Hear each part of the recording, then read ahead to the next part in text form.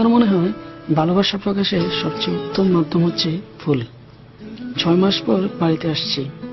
বাস থেকে নেমে সরাসরি চলে এলাম ফুলের দোকানে। অনেকে হয়তো বুঝতেই পারছেন ফুলের দোকানে কেন এসেছি। তোকে দেখেছি আমি হঠাৎ করে, তবু বলি, এতদিন পর এসেছি, সর্বপ্রথম তার সাথে তো দেখা করতেই হবে, ঝরে জমে আছে আর এই জন্য ফুল তো লাগবেই। আমাকে একটা ফুল দিন তো। 2 টাকা দিয়ে তো ফুল পাওয়া যায় না।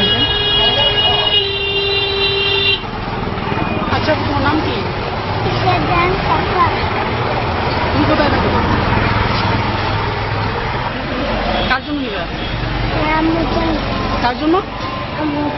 আম্মুর জন্য। আচ্ছা, কোনটা নিবা, এটা না এটা?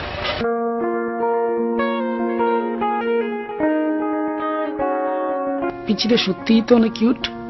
সে 2 টাকা নিয়ে এসেছে ফুল কেনার জন্য, তার মাকে ফুল দিয়ে বলে। কিন্তু 2 টাকাতে কি আর ফুল পাওয়া যায়? তাই আমি নিজ থেকে তাকে একটি ফুল কিনে দিলাম। আমি যেখানে যাচ্ছিলাম সে নাকি আবার সেই পথেই যাচ্ছে, তাই ভাবলাম পিচিটাকে একটু এগিয়ে দিই।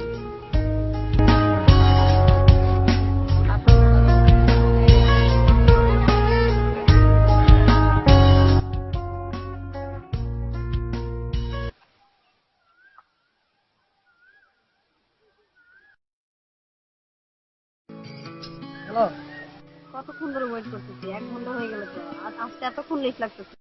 আরে বাবা, আমি ঢাকা থেকে চিটাগাং গেছি শুধুমাত্র তোমার জন্য। আমি এখন পর্যন্ত বাসায় যাইনি, আর তুমি আমার জন্য এতটুকু ওয়েট করতে পারবে না?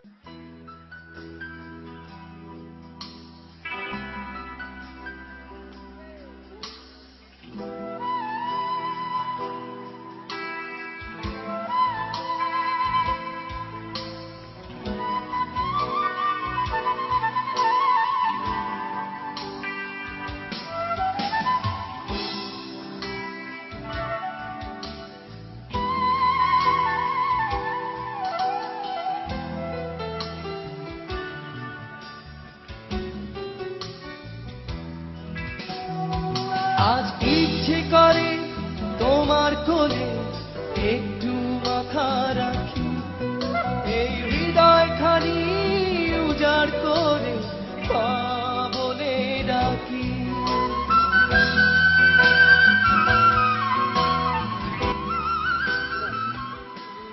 এখন আসতে পারবো না, সরি। হ্যাঁ, কোনো সমস্যা নাই, ভালো লাগতেছে না। তুমি বাসা গেলো প্লিজ। না, কিছুই নাই, ভালো লাগতেছে না প্লিজ। তুমি বাসায় যাও, পরে দেখা যায়, ঠিক আছে?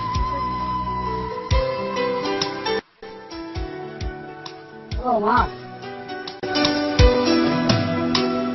আজ আমি বুঝতে পারলাম যে আমি কতটা লাকি।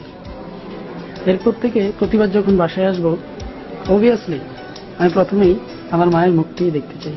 ওই আকাশে তারায় তারায় যায় যোছনা, ঝিরি ঝিরি কাপন তোলা উদাসী হাওয়া আমার হৃদয়।